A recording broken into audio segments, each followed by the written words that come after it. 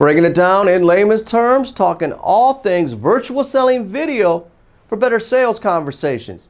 Now in this episode, we're talking about those sales presentations, those pitches that generate better results in business, whether you're trying to seek new clients, investors, funding. Well, we've got a special guest on this topic, the founder of Startup Hypeman, RajNATION. But before we bring out our interview with Raj, I'm going to send it back to Virtual Vonda and Studio V. V? Virtual selling and video marketing are on the rise. Communicating socially online is fine, but there might be an opportunity to collaborate further by building on your social proof visually. In layman's terms, creating visual story selling content. Thanks, Vonda, and thanks for breaking it down in layman's terms. Your presentation matters, your content matters, your content matters. But visual presentations, or better yet, just presentation decks, or how you communicate with potential clients, investors, and customers, it matters. And I want to fall back on an interview I did with RajNATION a couple weeks ago. But before we do that, I want to quickly recap some of the episodes aired right here on layman's terms. Like episode 1, the topic was pre-recorded video content, frequently asked questions, video case studies, and video testimonials. Episode 2, the concept of visual social proof for speakers, trainers, and authors. Special video interview segments with James Muir and Victor Antonio. Episode 3, visual elements. How do you stand out in your video conference calls, in your video messaging? How are you repurposing long-form video to short-form video for better engagement? And are you leveraging social watching and research for client prospecting and sales? Episode 4, personalized video messaging, the 5 C's. Video content, video context, video call to action, video channel, and video cadence. In episode 5, a continuation of one of my training programs on how video makes you a better sales presenter. Speaking of presenters, let's bring out and let's air that interview I did with RajNATION, Rajiv Nathan, aka RajNATION, the founder of Startup Hypeman. Let's roll that footage now. Breaking it down in layman's terms, today I got a special guest. I've got RajNATION, and I'm excited to talk to him today because I've been following this guy's content for about a year or so now. Awesome newsletter. Subscribe to the newsletter and go to his website and check out his podcast for more. But what Raj does is he really helps startups at all levels or companies that really need to have a better pitch, to get more money, to get investors, just do work. He does work. Raj, welcome in layman's terms from Chicago, Illinois. Break it down for me. Dude, so you know from my podcast that I like to give those like hyped up intros, and I think that's the first time I've been hyped up on an intro myself. So I appreciate the love and I appreciate that introduction, brother. Absolutely. Been checking out his podcast. And that's the first thing when you go to Raj's podcast. He's got this killer intro. And his intros, he hasn't deviated from it, but he really defines his pitch. He practices what he preaches. In his intro, he tells you exactly what he works with. And then the creativity comes in because he gets the client who he's interviewing on the podcast and he name drops their city. So he gives it that personal element, which I love when it comes to video. One of the things that's really, really impressed me is, you work with entrepreneurs, startups at all levels, and, everybody needs to communicate. Everybody needs to have that story. Can you comment a little bit about the element of stories at different levels, or where you position that? Yeah. So, when I do my workshops, one of the things I often make the audience sort of recite back to me is this idea that I'll say, I'll use a curse word here, or I'll bleep out the curse word, but I'll say, go ahead and cuss. It's okay. I can. All right. All right. So it's, my product does not mean shit without a compelling story. My product does not mean shit without a compelling story. And I'll say that, and I'll have anyone who's attending repeat that back to me, because it's just so vitally important. If you do not have a good story behind your product, if you do not have a good customer narrative or an audience-focused narrative, then you ultimately are trying to win based on what a widget can do, based on a specific feature. And when you're competing on features, ultimately what ends up happening is you are liable to lose based on, oh, you didn't have the perfect integration, or so-and-so had one more thing than you had, or the competitor was able to discount more than you could discount, or your audience, your buyer just opts for status quo and doing the same thing they've always been doing. Like they opt out completely. And that's what happens when you sell like the product level. When you sell at the story level, at the vision level, what you're doing is you're able to essentially connect with them in a totally different way, in an emotional way, where you're aligning them with the way kind of the world is supposed to be for them, and they want to get on board that rocket ship at the end of the day. I love it because you say on your site, sell your vision. It's not, you may have a problem, but not a product problem. And I just got to bring it in. You comment, you don't want a pitch that sucks or shit. She. You don't know she. Now that's from The Wire, and you can tell right off the jump if somebody doesn't know shit in their presentation or product. And I love it. So go to the case studies. I just had to get that in. I've been wanting to work in the bobblehead from The Wire for the longest, and you teed it up for me. But good story, bad story, because everybody's talking about storytelling. You know what's worse than not having a story? A bad story. You do a lot with like demo call reviews, pitch decks, investors. It's all about getting that seed money. You really work intricately with that. And you've got this podcast and the speaking thing. So when you work with a client that's, I don't know, that they're established startup, and they're trying to scale up, do you have a passion for more of the newbies or the ones that are scaled up, or whatever it takes? You're there to solve their problem. That's a really interesting question.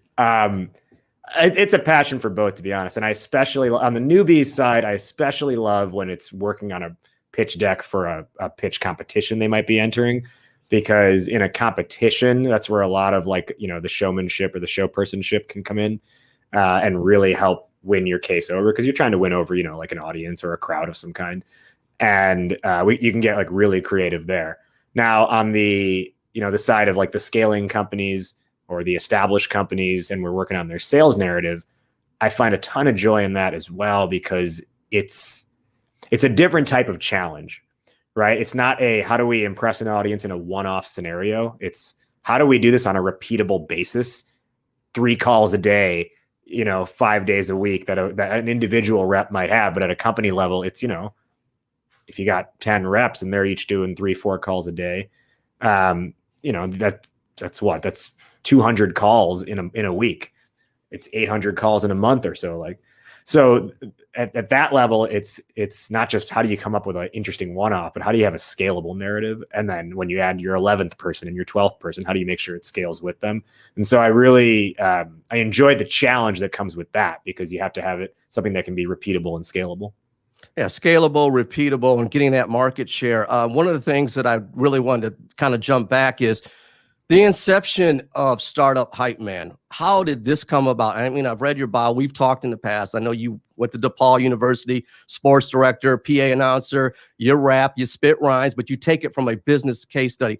How did you come up with the Startup Hypeman? How did this inception go from you're an entrepreneur and now you're helping entrepreneurs and startups and business owners? The birth of the Startup Hypeman.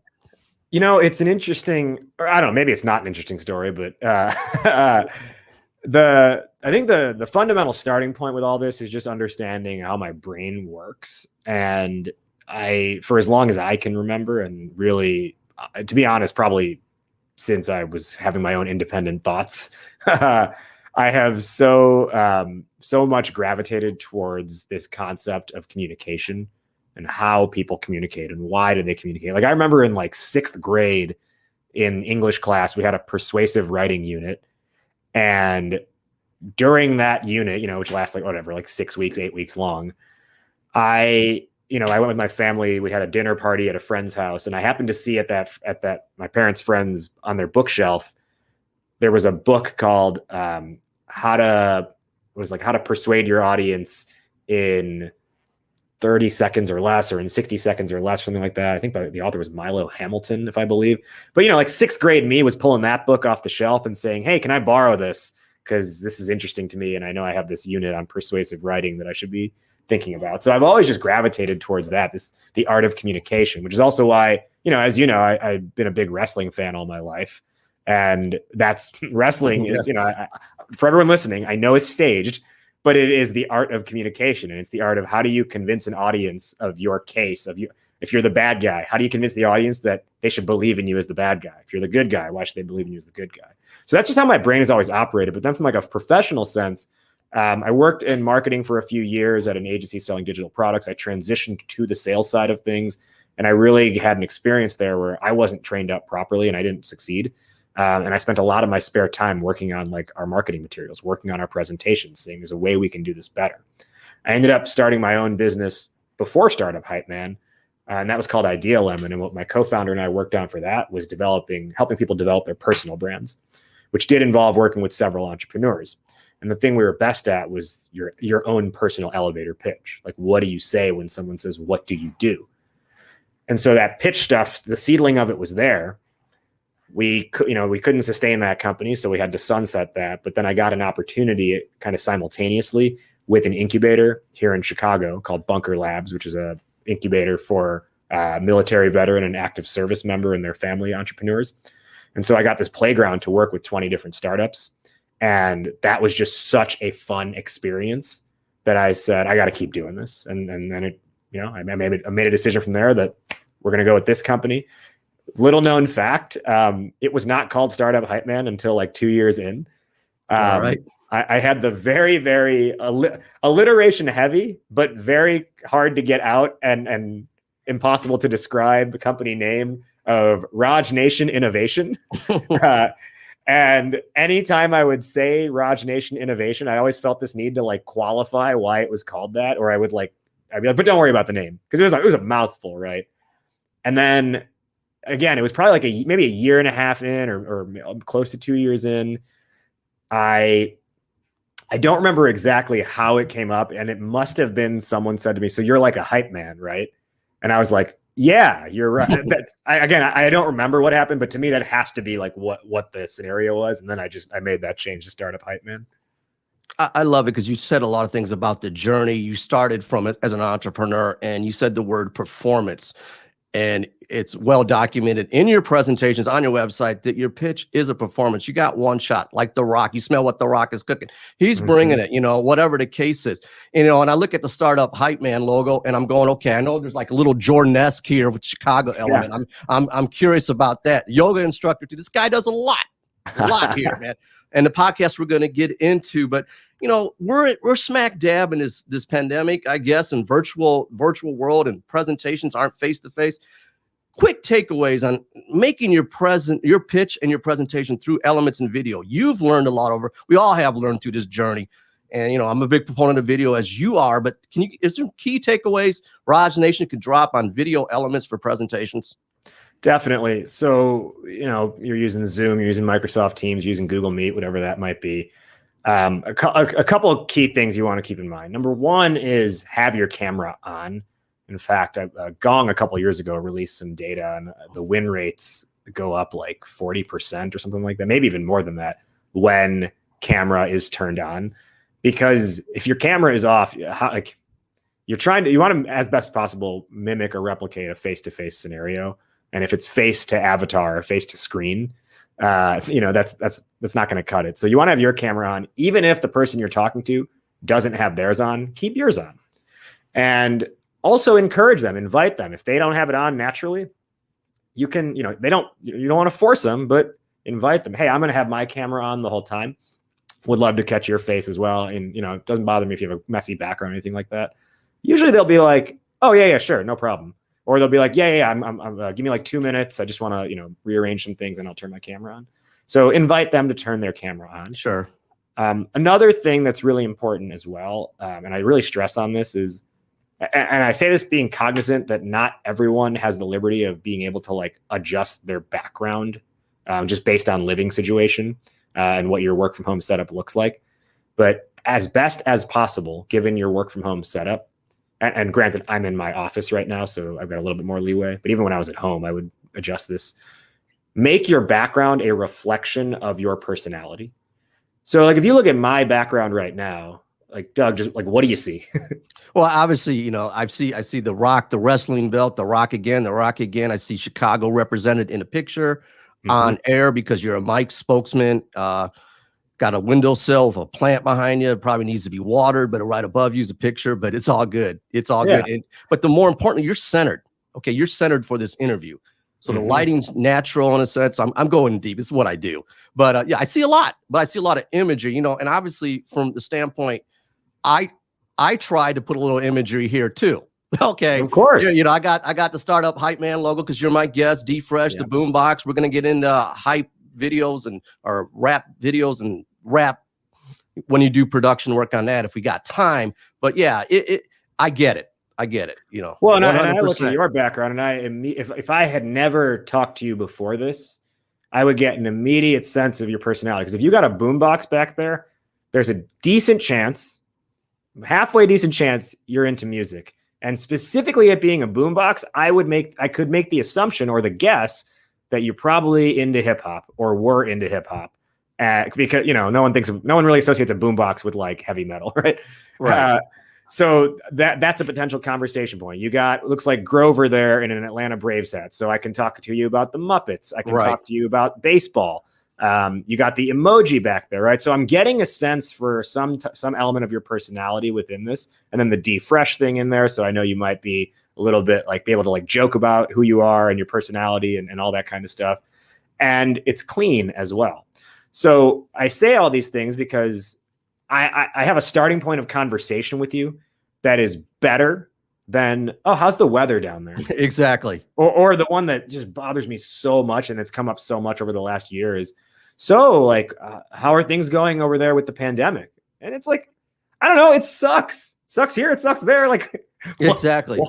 Why is that the start of our conversation? And I'll tell you on my side, the number of conversations that have started off on the right foot, because they'll be like, is that a championship belt? Where did you get that? Or like, is that the Kobe book? How was that? Or, oh, Hamilton, are you into Hamilton? Right. And these are all things that I love to talk about. And when you think about if the starting point of your conversation is a common interest or a common like, or being able to talk about something that you love, think about how much better that conversation is going to go and how much better that relationship is going to be that you build. It's playing into those visual elements. And obviously when you're doing pitches, presentations, the element of video, especially now, if you can't travel, it's paramount. Yeah. The boombox. Yeah. That's a 1985 legit boombox. That's awesome. Got the Eric B and Rakim shirt on, oh, that's nice. how I wrote. So, yeah. And to keep it 100 in layman's terms. So you picked up on all that, but I've always been a big advocate of what you do. We're talking about the rock presentations, and presentation is your performance.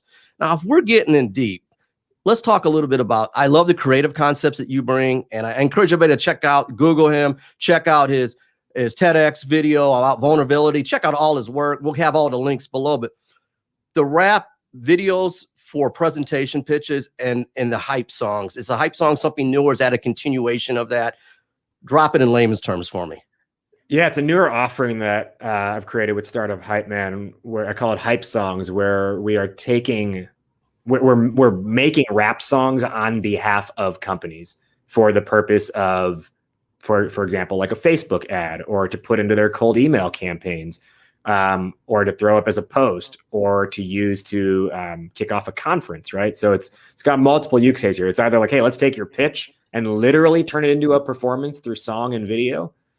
Or is there something in particular you want to promote? Like, are you trying to do a build up to an event? Or do you want, when you have that big event, that big conference that's virtual or maybe hybrid or whatever it is, do you want to open by getting the crowd for real hyped up on your brand, on your theme? And I think the idea behind this ultimately is like, this is how you literally get people singing your tune in their head. This is how you get people playing your tune in their car while they're driving. Exactly. 100%. And it really started on my end. It started on a whim, as you've seen my Fresh Prince remix video, right? Sure. Absolutely. 100%. So, and that's driven a ton of revenue for Startup Hypeman over the last couple of years, because it's different, it's unique, it's interesting. But I did it on a whim one day. Like one afternoon, I was like, this seems like an interesting idea. Let me just test it out. And then the response on it was so good. And I still didn't even have the thought to like, oh, I should do this for others, until about, I don't know, maybe a little less than a year ago. Someone saw that video and said, hey, I don't need help with what you're pitching me in this video, but would you be able to make a song for our company that we could put into a Facebook funnel ad campaign? And I was like, let's do it. And that was the start of it. And then we've done maybe 4 or 5 companies in total since then, and working on more. Well, it's all about performance and that audio element. It's like, I'll throw Eric B at you. How can I move the crowd? First of all, ain't no mistakes allowed. That's where you come to you into play. But closing this out, I encourage everybody to check out RajNATION, all the work that he does. He's got an excellent podcast, Startup Hypeman podcast. See it on every streaming unit out there. I'm a subscriber. He's got a great newsletter. When we close this out, you drop the mic for me. Any parting shots? I'm giving you the last word here. RajNATION, bring it. Parting shot. Stop thinking like an executive. Stop thinking like an entrepreneur, and instead think like an entertainer.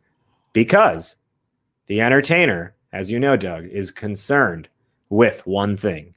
How do I move my audience? How do I make them feel something? And there you have it, RajNATION. Check out his website. Check out his podcast. If you're a startup, small business owner, or all types of owners looking to get a better pitch in business, from scaling up to seed money, fund money, whatever the case is, definitely got to check this guy out. He's definitely doing work, and their social proof is there. Don't take my word for it. Check out the testimonials. Check out all what he's doing at all levels. Raj, it's a pleasure to have you on in layman's terms. Peace and love. Hype man out. All right. In layman's terms, there you have it.